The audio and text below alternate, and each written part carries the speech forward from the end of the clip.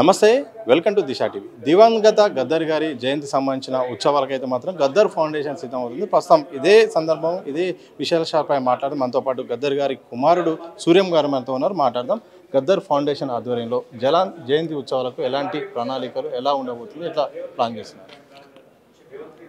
ప్రజలందరికీ గద్దర్ ఫౌండేషన్ తరఫున వందనాలు.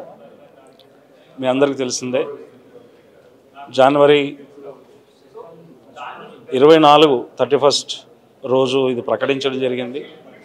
అనేక కార్యక్రమాలు మేము గద్దర్ ఫౌండేషన్ ద్వారా చేస్తూ ఉన్నాం. ప్రజలందరికీ తెలిసిందే, గద్దర్ ఫౌండేషన్ ద్వారా వర్ధంతి చేశాం. ఆ రోజు రాష్ట్ర ప్రభుత్వం గౌరవంగా నాన్నని గౌరవిస్తూ 1 ఎకరా పొలం 1 ఎకరం నెక్లెస్ రోడ్లో ప్రకటించింది. ఫౌండేషన్కి నాన్న పేరు మీద ఒక కళాక్షేత్ర నిర్మాణం, కొంత నగదును, అట్లాగే పూర్తిగా రాష్ట్ర ప్రభుత్వం సహకారంతో నడుస్తూ ఉంది. వాళ్ళు కూడా తోడ్పాటుకునే ఉన్నారు. రేపు 31 జనవరి నాన్న 77వ జయంతి సందర్భంగా రాష్ట్ర ప్రభుత్వం సహకారంతో మేము మా విజ్ఞప్తి మేరకు మాకు కూడా పార్టిసిపేషన్ చేసే అవకాశం ఇచ్చారు. ఉదయం 11 గంటలకు బుద్ధవందనంతో స్టార్ట్ చేయబోతున్నాం. సాంస్కృతిక కార్యక్రమాలు, కవులు, కళాకారులు, నాన్నతో కలిసి పనిచేసిన అందరికి కూడా ఇది వేదిక. వాళ్ళందరూ కూడా వచ్చి వాళ్ళ నాన్నతో కలిసి ప్రయాణించిన అనుభవాల్ని పంచుకోవాల్సిందిగా కోరుతా ఉన్నాను. సభని ఉదయం 11 నుంచి రాత్రి 10 గంటల వరకు నడిపిస్తున్నాము. దీంట్లో రాష్ట్ర ప్రభుత్వం కూడా వారి సమయానుసారంగా మాకు ఇప్పుడే మెసేజ్ వచ్చింది. ముఖ్యమంత్రి గారు శ్రీ రేవంత్ రెడ్డి గారు, అట్లాగే deputy chief minister, energy and finance మినిస్టర్గా ఉన్న శ్రీ మల్లు బట్టి విక్రమార్క గారు కూడా వస్తున్నారని చెప్పి సమాచారం ఇప్పుడే తెలిసేది అద్దంకి దాయకర్ ద్వారా. సో మిత్రులారా, ప్రజలారా, ఈ సభని మీరు గొప్పగా గద్దర్ని ఆవిష్కరించుకోవాల్సిన తరుణం ఇది. అందుకే గద్దర్ ఫౌండేషన్ తరఫున కూడా మేము చాలా స్పష్టంగా ఉన్నాం. తనయుడుగా ప్రజలే గద్దర్ అన్న వారసులు. సినీ ప్రముఖులకు గద్దర్ అవార్డులు ఇవ్వడానికి కూడా ప్రభుత్వం నిర్ణయిస్తుంది. ఆ కార్యాచరణ కూడా ఇక స్టార్ట్ అయింది. ఈ నిర్ణయం పట్ల, ప్రభుత్వ నిర్ణయం పట్ల మీ అభిప్రాయం? మేము ఇదివరకు కూడా చెప్పినాము, ఎప్పుడైనా కానీ ప్రజలు అర్థం చేసుకుంటున్నారు, ప్రజాస్వామిక వాదులు అర్థం చేసుకుంటున్నారు. తనయుడిగా, కుటుంబ సభ్యులుగా అదొక ఎమోషనల్ పీరియడ్. ప్రకటించినప్పుడు మేము కూడా ఉత్తరం రాసి ఇచ్చాం, థ్యాంక్స్ అని. ఆ అభిప్రాయాలు రాష్ట్ర ప్రభుత్వం వాళ్ళు కమిటీ వేసుకొని ఒక నిర్ణయం చేసుకొని ముందుకెళ్తూ ఉన్నారు. కాబట్టి అది పూర్తిగా రాష్ట్ర ప్రభుత్వం నిర్ణయమే. అట్లాగే సినిమా ఇండస్ట్రీకి సంబంధించిన వాళ్ళ నిర్ణయం వాళ్ళు సమ్మితంగా ఉంటే ముందుకెళ్తారు.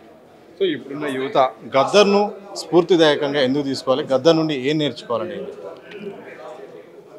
ఇప్పుడు చాలా వరకు మనం మాట్లాడుతున్నప్పుడు గద్దర్ ఒక తుపాకీ పట్టుకోమన్నాడు అని అందరు అంటారు.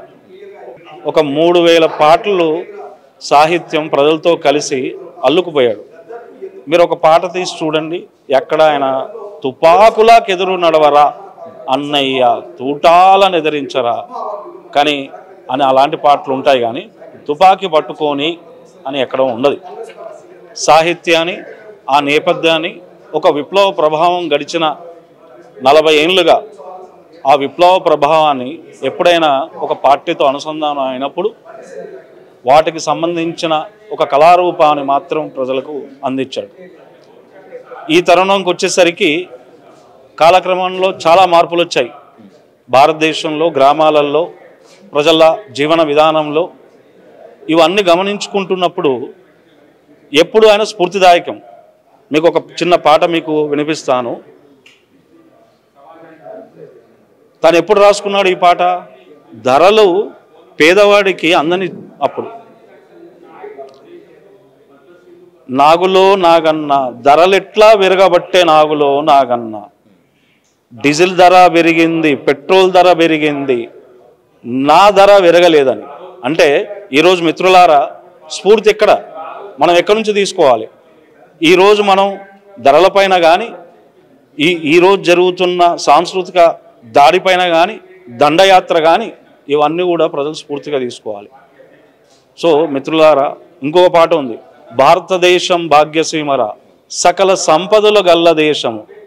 అంటే భారతదేశంలో సకల సంపదల గల్ల దేశము, మరి దరిద్రం ఎట్లుందిరో నాయన. ఈరోజు మనం పల్లెలు చూసినప్పుడు, గ్రామాలు చూసినప్పుడు, ఇంకా పల్లె నుంచి పుట్టసేత పట్టుకొని మన హైదరాబాద్ నగరానికి, బొంబాయికి, ఢిల్లీకి ఎందుకు వలసపోతున్నారు? నా గ్రామంలో నాకు ఇండస్ట్రీస్ ఎందుకు రాలేదు అని ప్రశ్నిస్తున్నారు. ఆ ప్రశ్న అలాగే కొనసాగుతుంది కదా. ఒక జర్నలిస్ట్గా మీరు గ్రామాలకు వెళ్ళినప్పుడు మీకు అదే పరిస్థితి ఉంటుంది. మరి ప్రజలు ఎవరు ఎటు మార్గాన్ని నడవాలి? సో ఆ కాలక్రమంలో తెలంగాణ స్ఫూర్తి కోసము అద్భుతమైన గానం చేశారు. కేవలం గానము, వాగ్గేయకారుడే కాదు కదా, తను ప్రజలతో కలిసి మమేకమై తిరిగి ప్రజల ఆక్రోశాన్ని, ఆవేదాన్ని, తను ప్రజల సమస్యని పాట రూపంలో నడిచి ప్రజలకు అందించాడు.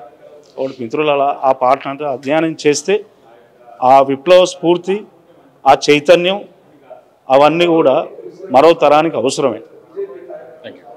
మొత్తానికి గద్దర్ వారసులు ప్రజలే, ఇక ఎవరు కాదు ప్రజలే అని చెప్పారు. దాంతోపాటు ఇక ప్రభుత్వ సహకారం మాత్రం గద్దర్ గారికి అయితే చాలా ఉంది. మా ఫౌండేషన్ ఏ కార్యక్రమాలు చేసినా కానీ ఫౌండేషన్ సహకరిస్తుంది. ఇక 31వ తారీఖు జనవరి 31వ తారీఖు మాత్రం గద్దర్ సంబంధించిన జయంతి ఉత్సవాలు అయితే జరుపుతున్నాం. అందరూ కూడా హాజరు కావాలని కూడా గద్దర్ గారి కుమారుడు అయితే సూర్యన్ స్పష్టం చేసిన సందర్భం చూడొచ్చు. సూర్యబాబుతో సత్య దిశ టీవీ, హైదరాబాద్.